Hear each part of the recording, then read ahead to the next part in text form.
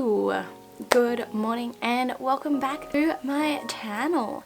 Today I want to talk about some of the most common mistakes that people make when they're learning how to handstand.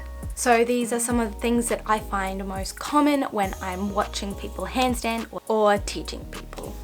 And hopefully if you're watching this video you can figure out some of the mistakes that you might be making and how to fix them. So starting us off, number one is no body engagement, or kind of crosses over into this is your understanding of those body cues that help you to engage certain parts of your body in a handstand. Now this is a really common one to see when someone is like super loose and floppy and like all of their limbs seem to be like flopping around everywhere, because then you can really see that disconnect from the upper body and then through the core and the leg / lower body. This engagement, especially through your core, really helps to connect your whole body, and it helps for you to move your entire body as like one unit compared to if like all of your limbs are flopping around. So the way to fix this is to research and learn about the handstand cues needed for you to hold a handstand. Now, one of my favorite things to make it easy for people to learn these body cues is I have a whole bunch of exercises where you're literally lying on the ground and engaging and practicing those body cues without actually being in a handstand. This makes it so much easier to learn and understand each of those individual body cues. So I will leave that video linked up in the cards and the description box for you to check out if that is something that you are struggling with. Mistake number two, trying to skip the foundations. Now, I feel like this is pretty self-explanatory. What is a good example of skipping foundations? So this is an interesting example. So I consider working on your hamstring flexibility as foundations, because having good hamstring flexibility is super important to be able to kick up into a handstand.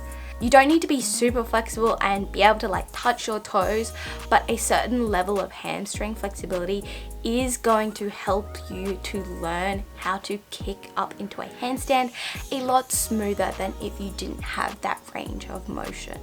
So basically the fix for that is essentially making sure that you are learning all of the foundations and the basics of handstands. Now,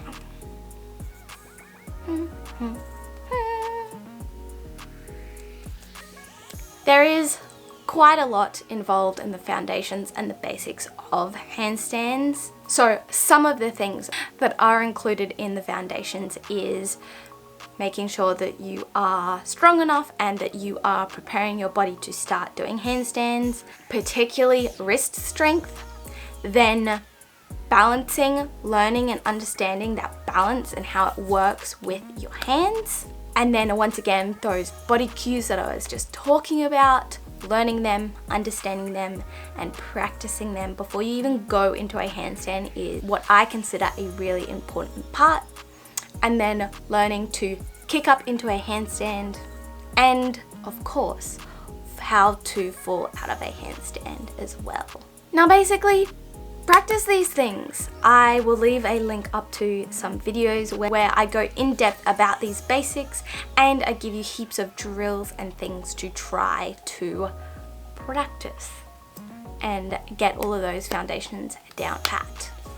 Woo! Mistake number three. This one is when people are focusing on trying to get that straight handstand before they can even balance.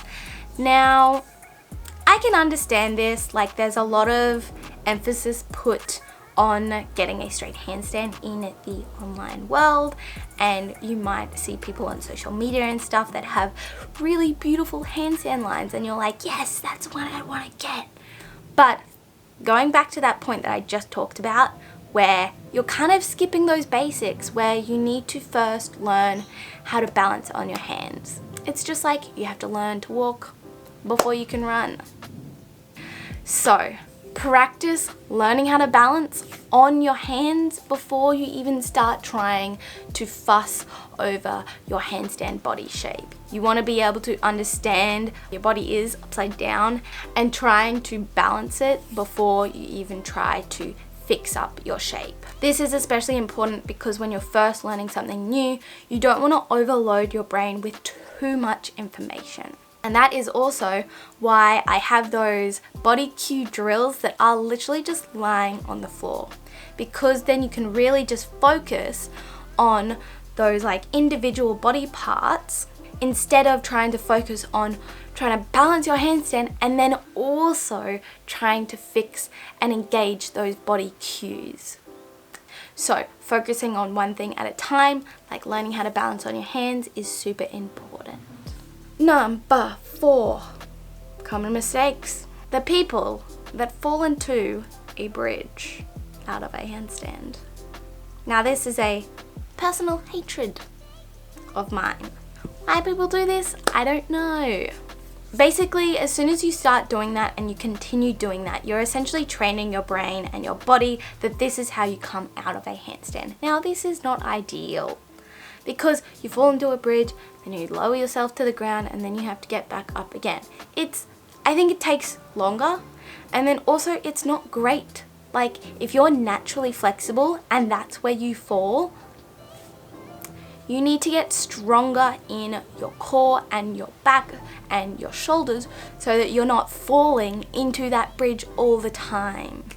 Now, the way to fix this is to teach your body and yourself how to fall out properly. Now, I have a really amazing video where I teach you in my opinion, the best way to come out of a handstand, which is the cartwheel out.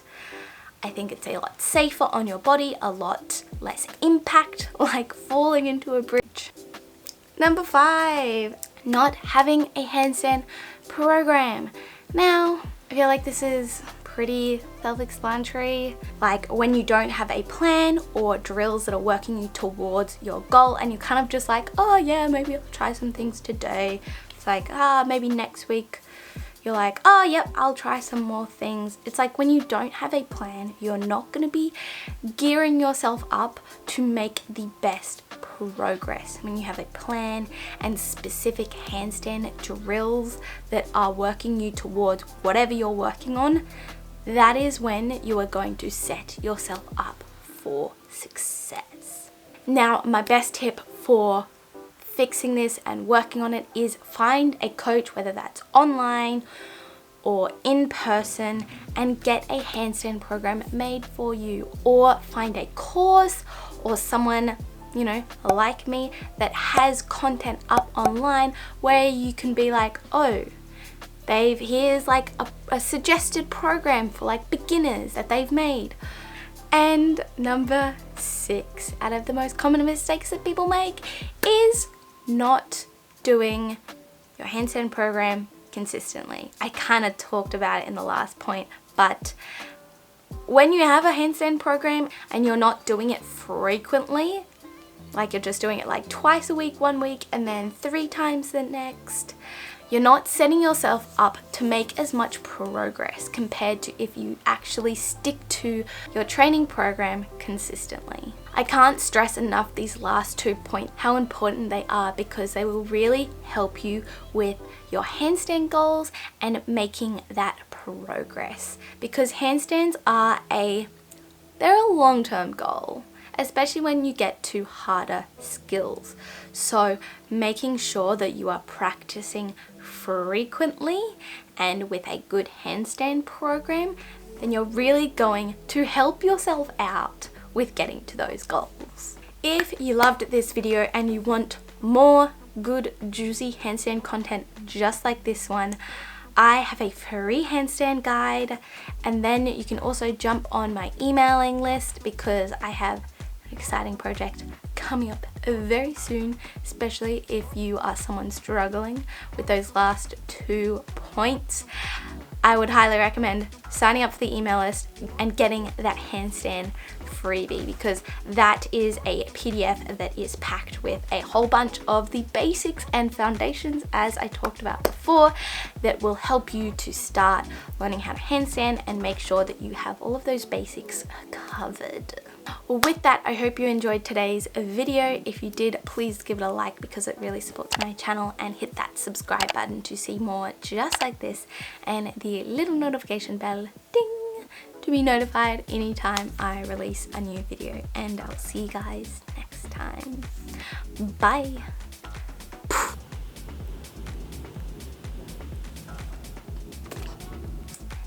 And oh wow, wow, wow.